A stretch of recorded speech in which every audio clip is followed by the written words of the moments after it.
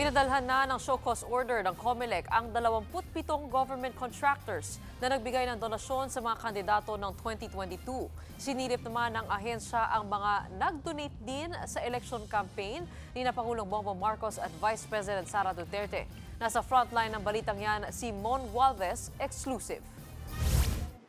Sa gitna ng kontrobersya tungkol sa mga government contractor na nagbigay ng campaign donation sa ilang politiko, nilinaw ng Commission on Elections na hindi kasama sa kanilang kasalukuyang investigasyon sina Vice President Sara Duterte at Pangulong Bongbong Marcos. Matatandaan sa report ng Philippine Center for Investigative Journalism o PCIJ, sinabi nitong sinagot ng SDevco Realty Corporation ang halos 19.9 million pesos na halaga ng political ads para kay VP Sara noong 2022. Pero sa dokumentong isinumite ng DPWH, lumabas na wala itong anumang proyekto sa ahensya. Ibig sabihin, hindi ito tinuturing na government contractor. Ang sabi po ng DPWH ay negative. Wala po siyang kontrata sa pamahalaan, hindi na po siya nakasama doon sa mga inisyuhan namin ng show cause order.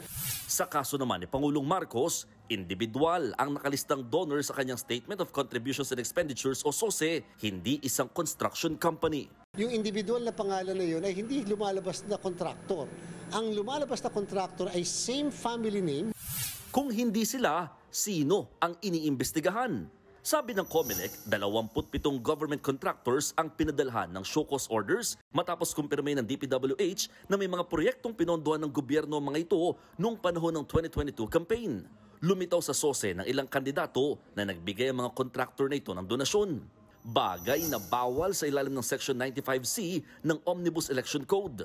Nakasaad dito na bawal magbigay ng kontribusyon para sa partisan political activity ang sino mang may kontrata o subcontract para mag-supply sa gobyerno ng produkto, serbisyo o para magsagawa ng konstruksyon o iba pang trabaho.